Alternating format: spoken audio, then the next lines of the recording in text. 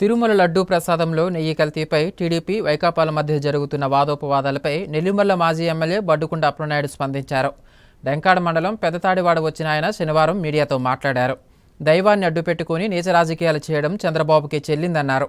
కూటమి పాలనా వైఫల్యాల నుంచి ప్రజల దృష్టి మరల్చేందుకే లడ్డూ వివాదాన్ని తెరపైకి తెచ్చారన్నారు. ఎల్లో మీడియాతో వైసీపీపై దుష్ప్రచారం చేస్తున్నారని ఆరోపించారు. ఈ రాష్ట్ర ముఖ్యమంత్రిగా ఉన్నటువంటి చంద్రబాబు నాయుడు గారు కూటమి ప్రభుత్వం 100 రోజుల పరిపాలనలో అనేక రకమైనటువంటి అబద్ధాల హామీలు ఇచ్చి ప్రజల్ని మోసపించి అధికారంలోకి వచ్చారు. ఏ ఒక్క కార్యక్రమం కూడా చేయలేదు. ఈ 100 రోజుల్లో కూడా అంత 40-50 సంవత్సరాల అనుభవం ఉన్నటువంటి ముఖ్యమంత్రి అని చెప్పడం, ఆయన కూడా మొహం చాటేసి ప్రతి రివ్యూల్లోని, ప్రతి మీటింగులో, ప్రతి కేబినెట్ సమావేశంలో, ప్రతి పత్రికా ప్రకటనలో ఒకటే చెప్తున్నాడు ఆయన. రాష్ట్రం చాలా ఇబ్బందికరంగా ఉంది, రాష్ట్రంలో ఎటువంటి తాలూకు సంక్షేమ కార్యక్రమాలు చేయలేము అని చెప్పని తప్పించుకునే మాటలు మాట్లాడుతున్నాడు ఆయన. ఇవన్నీ తప్పించుకోవడానికి కొత్తగా కలియుగ దైవమైనటువంటి శ్రీ వెంకటేశ్వర స్వామి ఇవాళ ప్రపంచవ్యాప్తంగా ఎక్కడున్నా సరే తెలుగువారు ఏ ఆపదలు వచ్చినా వెంకటేశ్వర స్వామిని వేడుకుంటారు. అక్కడ కలియుగంలో ఏదో అమృతం అని అంటే ఎలా ఉంటుందో తెలియదు, కానీ తిరుపతి ప్రసాదం అని అంటే అంత ప్రీతి అందరికీ. ఇవాళ రాజకీయం చేయడం, దేవుడిని కూడా అడ్డం పెట్టుకొని రాజకీయం చేయడం అనేది చంద్రబాబు నాయుడుకి అలవాటైంది. ఇవాళ ఆ లడ్డూలో ఏదో జంతు తాలూకా కొవ్వులవి కలిపారని, కల్తీ నెయ్యి వాడారని ఇట్లాంటి ప్రచారం అంతా కూడా సాక్షాత్తు ముఖ్యమంత్రులకు అండం అంటే మన తాలూకా రాష్ట్రంలో ఉన్నటువంటి మన దేవుణ్ణి, మన తాలూకా ప్రతిష్టని మనమే దిగదార్చుకోవడం. ఇవాళ ప్రజలందరి తాలూకా దృష్టిని మళ్లించాలని 100 రోజులు ఏమీ చేయలేదంటారు. కాబట్టి ఇవాళ వైసీపీ ప్రభుత్వంలో ఉన్నటువంటి వాళ్ళు గత పరిపాలనలో ఇలాంటి కార్యక్రమాలన్నీ చేశారని చెప్పని తప్పుడు ఆలోచనల్ని ఇవాళ వారికి ఉన్నటువంటి మీడియా సామాజిక మాధ్యమాల ద్వారా ప్రజలందరి తాలూకా దృష్టి మళ్లించడానికి ఇవాళ చంద్రబాబు నాయుడు ప్రయత్నిస్తున్నాడు. మరి ఇవాళ రాష్ట్ర వ్యాప్తంగా ఉన్నటువంటి ప్రతి జిల్లాల్లో, ప్రతి మండల కేంద్రాల్లో ఉన్నటువంటి కలియుగ దైవమైనటువంటి వెంకటేశ్వర స్వామి దేవాలయం కానీ అనేక దేవాలయాల్లో మేమందరం కూడా ప్రార్థిస్తున్నాం.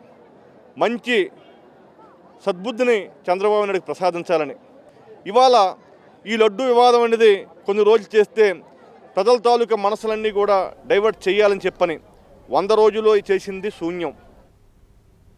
తిరుమల లడ్డూ ప్రసాదంలో కల్తీ జరిగిందంటూ గొగ్గోలు పెడుతున్న సీఎం చంద్రబాబు సిబిఐ విచారణ జరిపించాలని ఎందుకు అడగలేకపోతున్నారని ఎమ్మెల్సీ బొత్స సత్యనారాయణ ప్రశ్నించారు.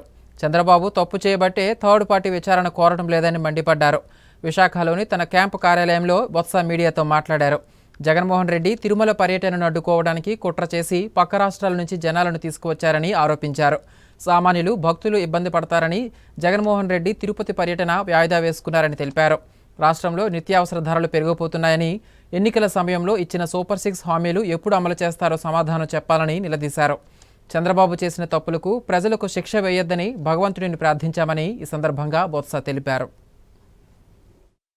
రాష్ట్ర వ్యాప్తంగా మా పార్టీ అధ్యక్షుడు జగన్మోహన్ రెడ్డి గారు పార్టీ ఇచ్చిన పిలుపు మేరకు దేవదేవుడు వెంకటేశ్వర స్వామి రాష్ట్ర వ్యాప్తంగా ఉన్న ఆలయాల్లో పాటు అన్ని దేవాలయాల్లో కూడా మా పార్టీ నాయకులు, శ్రేణులు అందరూ ఇవాళ భగవంతుని దర్శించుకుని ఈ రాష్ట్రంలో జరుగుతున్న సాక్షాత్తు వెంకటేశ్వర స్వామి మీద ఆయన భక్తుల మనోభావాలకి ఇబ్బంది కలిగే విధంగా, ఆలోచనలు రేకించే విధంగా సాక్షాత్తు ముఖ్యమంత్రిగా ఉన్న చంద్రబాబు నాయుడు గారి తాలూకా ఆయన ప్రవృత్తికి, సాక్షాత్తు ఆ దేవదేవుణ్ణి ఆయన స్వార్థ రాజకీయాల కోసం వారి ప్రసాదాల మీద ఆరోపణలు తీసుకొచ్చి ఒక గందరగోళమైన పరిస్థితిని భక్తుల్లో కల్పించిన నేపథ్యంలో ఏ స్థాయికైనా సరే చంద్రబాబు నాయుడు గారు ఆయన అబద్ధాన్ని నిజం చేయడానికి పదే చెప్పిందే చెప్తూ ఒకదానికి ఇంకోటి పేర్చుకుంటూ అది నిజమని మెప్పించడానికి, ఒప్పించడానికి చేస్తున్న ప్రయత్నాలను గత 10 రోజులుగా చూస్తున్నాం. ప్రసాదంలో వాడే నెయ్యిలో కల్తీ జరిగింది, కానీ ఎక్కడ జరిగిందో నాకు తెలియదు, ఎలా జరిగిందో నాకు తెలియదు అని చెప్పిన మాట చూస్తే జాలి వేస్తుంది. నిజంగా మీరు ముఖ్యమంత్రి, ఈ రాష్ట్రాన్ని పరిపాలిస్తుంది మీరా